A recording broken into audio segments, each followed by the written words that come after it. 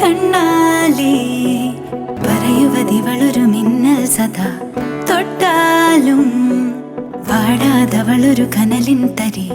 കണ്ണാലേ പറയുവതിവളൊരു മിന്നൽ സദാ തൊട്ടാലും വാടാതവളൊരു കനലിൻ തരി.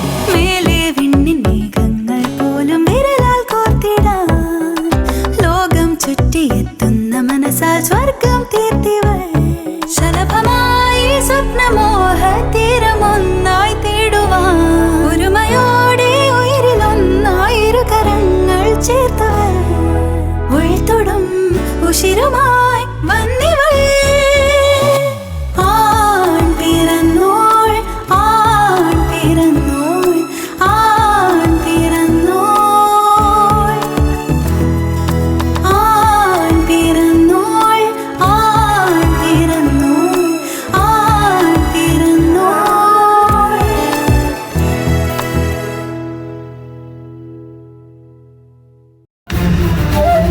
ശേഷിക്കുന്ന വളരെ കുറച്ച് നാളുകൾ ഇനിയും ആ ഹോമകുണ്ടത്തിൽ എരിഞ്ഞു തീർക്കാൻ താല്പര്യമില്ല ഗീതാലക്ഷ്മി.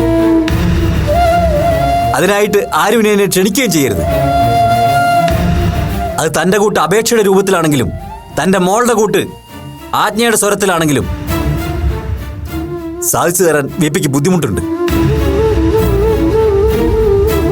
തന്റെ മകളോട് പ്രത്യേകം പറഞ്ഞേക്കണോ അത്? ഗീതാലക്ഷ്മിക്ക് മറ്റെന്തെങ്കിലും പറയാനുണ്ടോ? ഒന്നുമില്ല വിപി, സന്തോഷം. Sorry for the inconvenience. പോട്ടെ.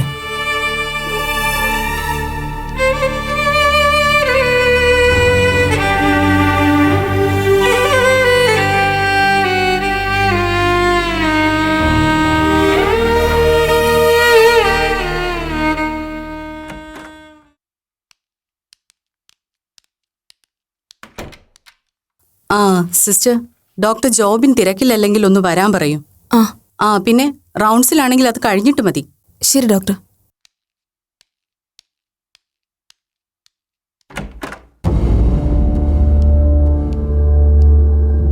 കുട്ടി ഇരിക്കൂ. ഈ പ്രീ മെൻസ്ട്രൽ ഇഷ്യൂസുമായി ബന്ധപ്പെട്ട് മുമ്പ് എപ്പോഴെങ്കിലും ഡോക്ടേഴ്സിനെ കൺസൾട്ട് ചെയ്തിരുന്നോ? ഇല്ല ഡോക്ടർ.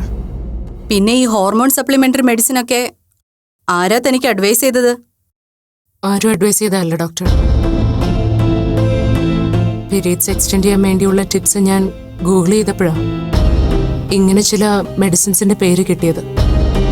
അത് വാങ്ങി ഉപയോഗിച്ചപ്പോൾ കംഫർട്ടബിൾ ആയിട്ട് തോന്നി. ഈ പറഞ്ഞ മെഡിസിൻസ് അപ്പോൾ എത്ര നാളായി ഉപയോഗിക്കുന്നുണ്ട്? 2 വർഷമായിട്ട് ഉപയോഗിക്കുന്നുണ്ട്. മാസത്തിൽ ഏകദേശം എത്ര ദിവസം ടാബ്ലറ്റ് കഴിച്ചിരുന്നു? ആദ്യമൊക്കെ ഒരാഴ്ച കഴിച്ചിരുന്നു. വീണ്ടും ബ്ലീഡിംഗ് ഉണ്ടാവുമ്പോൾ പിന്നെ എല്ലാ ദിവസവും കഴിച്ചു തുടങ്ങി. ഇതൊക്കെ നമ്മുടെ ശരീരത്തിൽ ബയോളജിക്കലി നടക്കേണ്ട പ്രോസസ് അല്ലേ കുട്ടി? മനഃപൂർവ്വം അതിനെ എന്തിനാണ് ഇങ്ങനെ ബ്ലോക്ക് ചെയ്യാൻ നോക്കുന്നത്? I don't like it. ഒരു സ്ത്രീ ആയിരിക്കുക എന്നുള്ളത് എന്നെ സംബന്ധിച്ച് ഒട്ടും താല്പര്യമില്ലാത്ത കാര്യമാണ് ഡോക്ടർ. I hate it. എനിക്ക് ദിവസങ്ങൾ അറപ്പോ. Okay cool down. ഇപ്പോഴുള്ള ഈ കണ്ടീഷൻ, ഐ മീൻ ഈ പെയിനും ബ്ലീഡിങ്ങും ഒക്കെ സിവിയർ ആകാൻ തുടങ്ങിയിട്ട് എത്ര നാളായിട്ടുണ്ടാവും? ഒരു 4-5 മാസമായിട്ടുണ്ടാവും. ആ ലാബ് ഷീറ്റിംഗ് എടുത്തേ. ആ സമയത്ത് ഹെവി ബ്ലീഡിംഗ് ഉണ്ടാകാറുണ്ടല്ലേ? ബ്ലീഡിംഗ് ഹെവി ആവാൻ തുടങ്ങിയത് ഈ അടുത്താ. അതിനു മുമ്പ് സഹിക്കാൻ പറ്റാത്ത പെയിൻ ഉണ്ടായിരുന്നു. വേദന സഹിക്കാതെ വരുമ്പോഴാണോ അപ്പു പെയിൻ കില്ലറും സ്റ്റാർട്ട് ചെയ്തത്? അതെ ഡോക്ടർ. അത് എത്ര എണ്ണം എടുക്കുമായിരുന്നു? മിക്കവാറും 2-ൽ കുറയാതെ 3-4 കഴിച്ച ദിവസങ്ങൾ വരെ ഉണ്ടായിട്ടുണ്ട്. എന്ത് വിട്ടിത്തരമാണ് കുട്ടി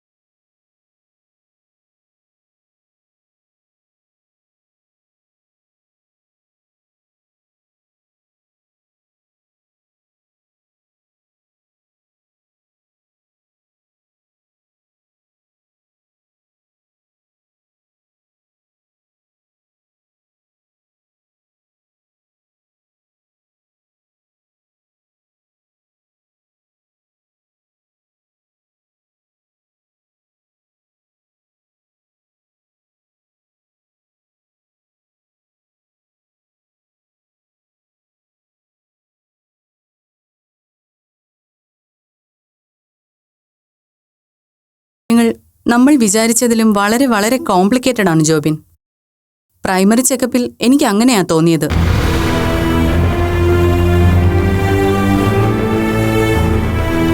വർഷങ്ങളായി ആ കുട്ടി പീരീഡ്സ് ബ്ലോക്ക് ചെയ്യാനുള്ള ഹോർമോൺ സപ്ലിമെന്റ് എടുത്തോണ്ടിരിക്കുക. അതും നോർമൽ കോഴ്സൊന്നുമല്ല, അതിന് തോന്നിയ പടി. പോരാത്തതിന് പെയിൻ കില്ലേഴ്സും. യൂട്രസും ഓവറി സിസ്റ്റവും ഒക്കെ ഹൈലി ഇൻഫെക്റ്റഡ് ആണ്. ഉറപ്പായും ഫൈബ്രോയിഡിനുള്ള ചാൻസും കാണുന്നുണ്ട്. ഡീറ്റെയിൽ ടെസ്റ്റ് തന്നെ വേണ്ടിവരും. സർജറി ചിലപ്പം വേണ്ടി വന്നേക്കും തോന്നുന്നു അല്ലേ ഡോക്ടർ? ചിലപ്പോഴല്ല, 100% സർജറി മസ്റ്റാ. പക്ഷേ അതിന് പേഷ്യന്റ് ഫിസിക്കലി ഫിറ്റ് ആണോന്ന് ടെസ്റ്റ് കഴിഞ്ഞേ പറയാൻ പറ്റൂ. കണ്ടീഷൻ അത്രയ്ക്ക് ഡൗണാ. ഡോക്ടർ, നമുക്ക് എങ്ങനെയെങ്കിലും അപ്പുവിനെ സേവ് ചെയ്തേ പറ്റൂ. എനിക്ക് പേഴ്സണലി അത്രയധികം വേണ്ടപ്പെട്ട കുട്ടിയാ. Yes, I know. ഈ കുട്ടിക്കല്ലേ ജെൻഡർ ഇഷ്യൂസ് ഉണ്ടെന്ന് പറഞ്ഞത്? അതെ ഡോക്ടർ. What to do? ഒരു പരിധി കൂടുതൽ അതിനെ കുറ്റം പറഞ്ഞിട്ടും കാര്യമില്ല. ഇത്രക്കാരുടെ ഒരു മൈൻഡ് സെറ്റ് ആ രീതിയിലായിരിക്കും. എന്തായാലും ടെസ്റ്റിന്റെ റിസൾട്ട് വരട്ടെ. എന്ത് ചെയ്യാൻ പറ്റുമെന്ന് നമുക്ക് നോക്കാം ജോബി. ശരി ഡോക്ടർ, ഞാൻ പേഷ്യന്റിനോടൊന്ന് ബ്രീഫ് ചെയ്യട്ടെ. ഷുവർ. Thank you doctor.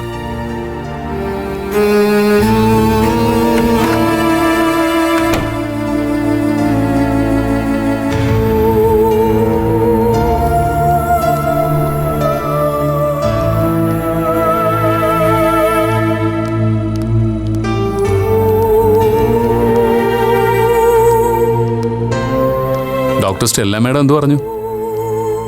രാവിലെ ഡോക്ടർ മൈൽഡായിട്ടാണ് എന്നെ വഴക്ക് പറഞ്ഞതെങ്കിൽ അതിലും കടുപ്പിച്ച് കുറെ വഴക്ക് പറഞ്ഞു. പിന്നെ പോലീസ് മോഡൽ കുറെ ക്വസ്റ്റ്യനിങ്ങും. എന്തായാലും ഒരു കാര്യം എനിക്ക് മനസ്സിലായി, സംഗതി ലേശം സീരിയസ് ആണ്. ലേശം അല്ല അപ്പോ, കുറച്ച് കൂടുതൽ കോംപ്ലിക്കേറ്റഡാ. മിക്കവാറും സർജറി വേണ്ടി വന്നേക്കും. തട്ടിപ്പോവാൻ വല്ല ചാൻസും ഉണ്ടോ ഡോക്ടറെ? ഉണ്ടെങ്കിൽ തുറന്നു പറയണം കേട്ടോ. പ്ലാൻ ചെയ്ത കുറെ കാര്യങ്ങളുണ്ട്, അതൊക്കെ അർജന്റായിട്ടൊന്ന് ഫിനിഷ് ചെയ്യണം. തൽക്കാലം തന്നെ ലാബിലേക്ക് ചെല്ല, എന്നിട്ട് വീട്ടിലോട്ട് വയ്ക്കോ. റിസൾട്ടുമായിട്ട് ഞാൻ അവിടെ വന്നോളാം. സന്തോഷം. അപ്പൊ ബൈ.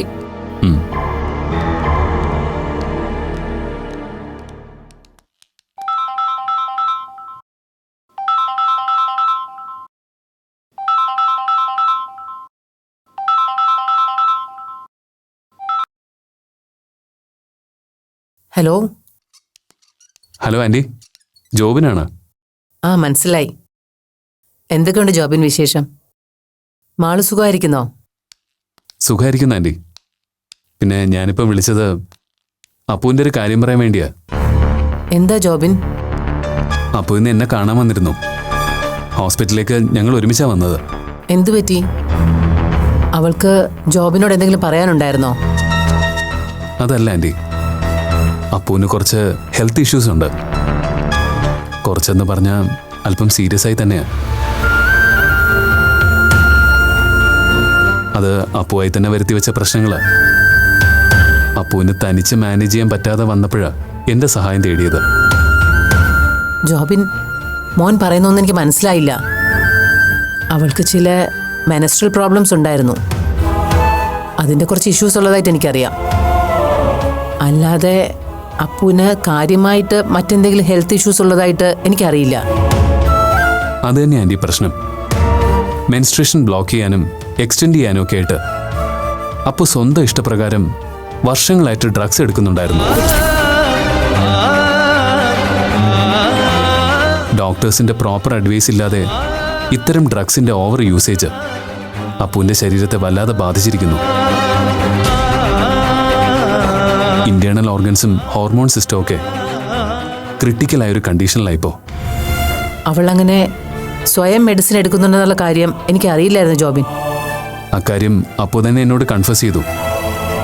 ആൻറ്റി അറിഞ്ഞാൽ സമ്മതിക്കില്ലെന്ന് വിചാരിച്ചിട്ടാ അപ്പു സ്വയം മെഡിസിൻ എടുത്തത്. നെറ്റിൽ നിന്ന് ഡ്രഗ്സിന്റെ ഡീറ്റെയിൽസ് കിട്ടിയെന്ന് പറഞ്ഞു. സംശയം തോന്നാതിരിക്കാൻ പല മെഡിക്കൽ സ്റ്റോറുകളിൽ നിന്നായിരുന്നു അപ്പോൾ ഡ്രഗ്സ് കളക്ട് ചെയ്തിരുന്നത്. പലപ്പോഴും ഓവർ ഡോസേജ് ആയിരുന്നു എടുത്തിരുന്നത്. ഈശ്വര, ഇവളിത് എന്ത് ഭാവിച്ചാ ജോബിൻ? കഴിഞ്ഞ 2 ദിവസമായിട്ട് സഹിക്കാൻ വയ്യാത്ത പെയിനായിരുന്നു അവൾക്ക്. ഹോസ്പിറ്റലിൽ പോകാൻ ഞാൻ എത്ര നിർബന്ധിച്ചിട്ടും വരാൻ അവൾ കൂട്ടാക്കിയതുമില്ല. പ്രോപ്പർ മെഡിക്കേഷൻ അല്ലാത്തതുകൊണ്ട് ഹൈലി ഇൻഫെക്റ്റഡ് ആണിപ്പോൾ. ഡീറ്റെയിൽസ് ഒക്കെ ഞാൻ നേരിട്ട് പറയാൻ ആൻറ്റി. ഞാനിപ്പോൾ വിളിച്ചത് അപ്പു ഉപയോഗിച്ചുകൊണ്ടിരുന്ന മെഡിസിൻസ് എല്ലാം ഇപ്പം തന്നെ ആ റൂമിൽ നിന്ന് മാറ്റണം. ഇനി അതിൽ ഒരെണ്ണം പോലും ഉപയോഗിക്കാനുള്ള അവസരം അപ്പുവിന് കൊടുക്കരുത്. ഇല്ല ജോബിൻ, ഞാൻ ഇപ്പൊ തന്നെ അത് അവിടെ നിന്നെടുത്ത് മാറ്റാം.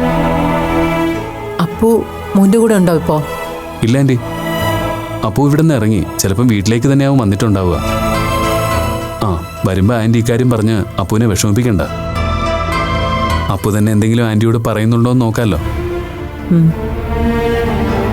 ഞാൻ കുറച്ച് കഴിഞ്ഞ് അങ്ങോട്ട് വരാം ആൻറ്റി. നമുക്ക് നേരിട്ട് സംസാരിക്കാം. ശരി ജോബിൻ.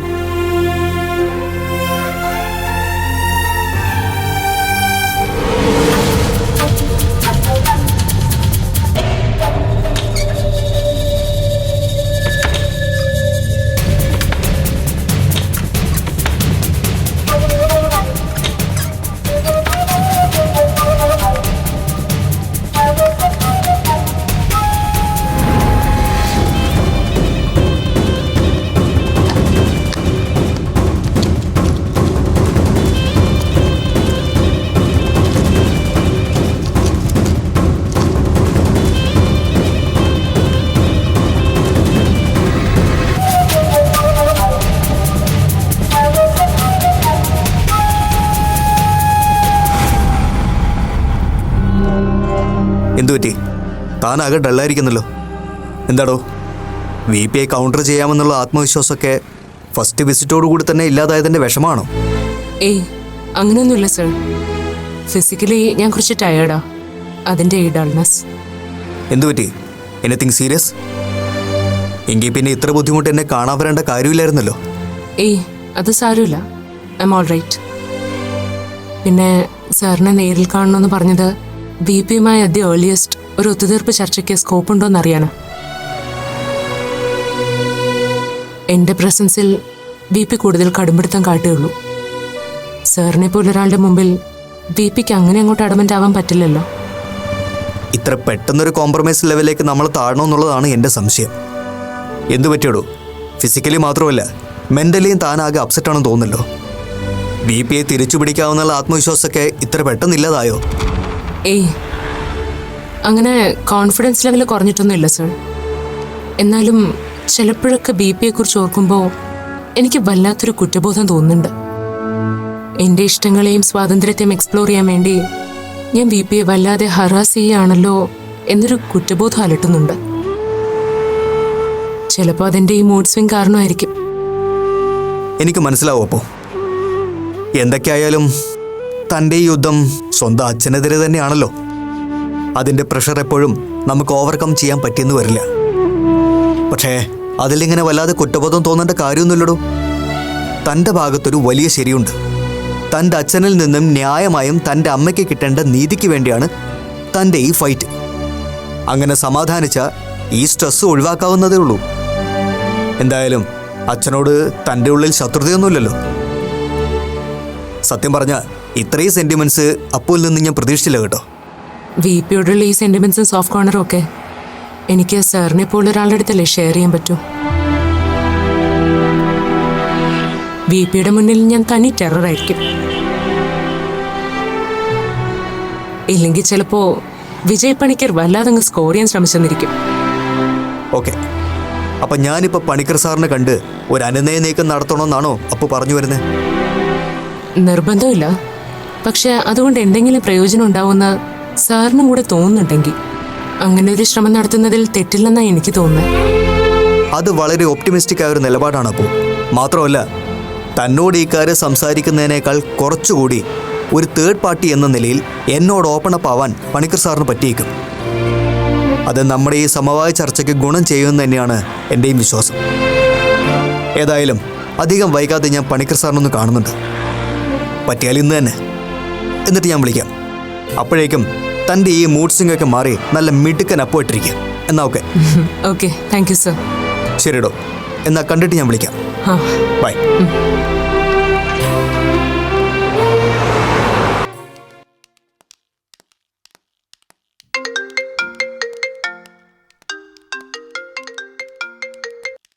ഹലോ മാളു.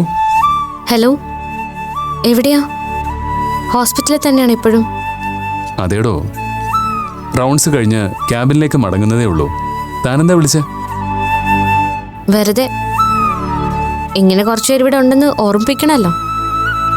അല്ലെങ്കിൽ തിരക്കിനിടയിൽ നമ്മുടെ കാര്യമൊക്കെ മറന്നുപോയാലോ. അങ്ങനെ മറക്കേണ്ടവരല്ല അവിടെ ഉള്ളതെന്ന് ഓർമ്മിപ്പിച്ചത് നന്നായി. എപ്പോഴാ ഇറങ്ങുക?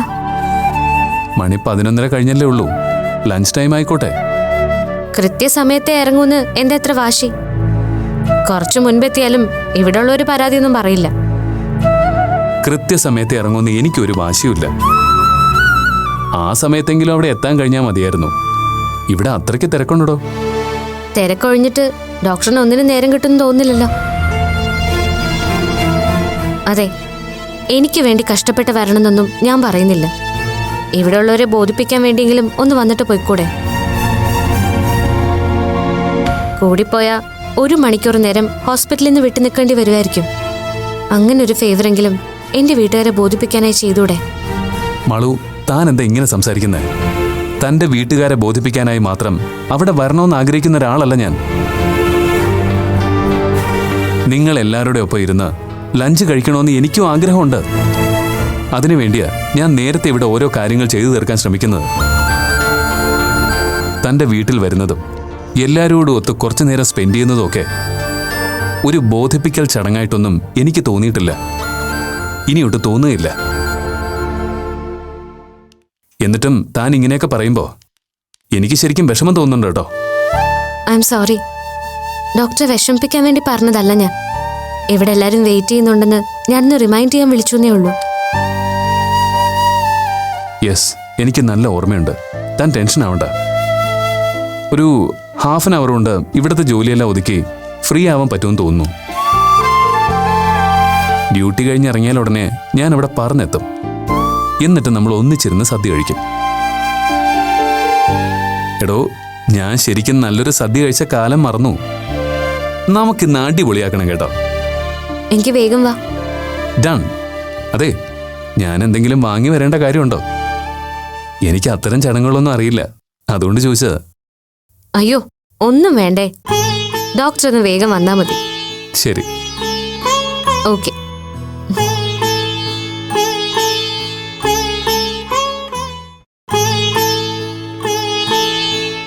അതെന്താ അശ്വതി? ചിക്കൻ ഫ്രൈ അമ്മേ. ആ, ആ എന്തായി മാളു, ജോബിൻ ഹോസ്പിറ്റലിൽ നിന്ന് ഇറങ്ങിയോ? ഇല്ലമ്മേ, ഉടനെ ഇറങ്ങുന്നു പറഞ്ഞു. ഇനി വന്നിട്ടെപ്പോഴാ? ജോബിനെത്തിയൊന്ന് ചോദിച്ച് മുരളിയേട്ടൻ 2-3 വട്ടം വിളിച്ചിരുന്നു. എന്നെയും വിളിച്ചു. അതുകൊണ്ടാണ് ഞാനിപ്പോ ഡോക്ടറെ വിളിച്ച് ചോദിച്ചത്. അച്ഛന്റെ ഓഫീസിൽ നിന്ന് ആരൊക്കെ ഇങ്ങോട്ട് വരാൻ പ്ലാൻ ഉണ്ടെന്ന് തോന്നുന്നു. അച്ഛനോട് അവരെയും കൊണ്ട് ഇങ്ങോട്ട് വന്നോളാൻ പറഞ്ഞോളൂ. ഡോക്ടർ ഉടനെ അവിടെ നിന്ന് ഇറങ്ങുമെന്ന് പറഞ്ഞു. ആ, എന്തായാലും അങ്ങനെ ഒരു സൗമനസ്യം അവൻ കാണിച്ചല്ലോ. അതുകൊണ്ട് വരുന്നവരുടെ മുന്നിൽ നാണം കെടാതെ കഴിക്കാം. ഞാനെന്നാലേ മുരളിയേട്ടനെ വിളിച്ചൊന്ന് വിവരം പറയട്ടെ. ആ, അല്ല മോളെ, അവൻ ഉറപ്പായും വരുമെന്ന് തന്നെ പറഞ്ഞല്ലോ അല്ലേ? മുത്തശ്ശി സംശയിക്കണ്ട. എന്റെ ഡോക്ടർ അങ്ങനെ വാക്ക് തെറ്റിക്കുന്ന ആളൊന്നും അല്ല.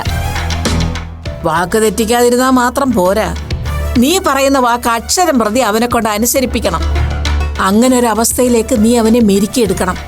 അവിടെയാ പെങ്കൊച്ചുങ്ങളുടെ മിടുക്ക്. ആ, നീ ഇതൊന്ന് തുടച്ചു വെക്ക്. ഞാനേ അടുക്കളയിലോട്ട് ചെല്ലട്ടെ. പായസത്തിന്റെ കൂട്ട് ആ പെണ്ണ് എവിടെ വെച്ചോ എന്തോ.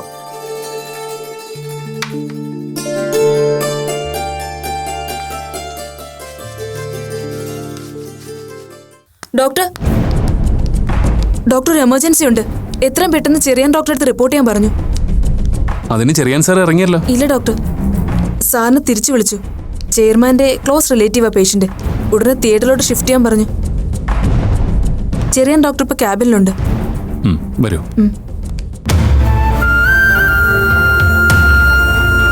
അപ്പൂന് കുറച്ച് ഹെൽത്ത് ഇഷ്യൂസ് ഉണ്ട്. കുറച്ചെന്ന് പറഞ്ഞാൽ അല്പം സീരിയസ് ആയി തന്നെയാണ്. മെൻസ്ട്രേഷൻ ബ്ലോക്ക് ചെയ്യാനും എക്സ്റ്റെൻഡ് ചെയ്യാനും ഒക്കെ ആയിട്ട് അപ്പു സ്വന്തം ഇഷ്ടപ്രകാരം വർഷങ്ങളായിട്ട് ഡ്രഗ്സ് എടുക്കുന്നുണ്ടായിരുന്നു. ഡോക്ടേഴ്സിൻ്റെ പ്രോപ്പർ അഡ്വൈസ് ഇല്ലാതെ ഇത്തരം ഡ്രഗ്സിൻ്റെ ഓവർ യൂസേജ് അപ്പുവിൻ്റെ ശരീരത്തെ വല്ലാതെ ബാധിച്ചിരിക്കുന്നു. ഇൻറ്റേർണൽ ഓർഗൻസും ഹോർമോൺ സിസ്റ്റവും ഒക്കെ ക്രിട്ടിക്കലായൊരു കണ്ടീഷനിലായിപ്പോൾ.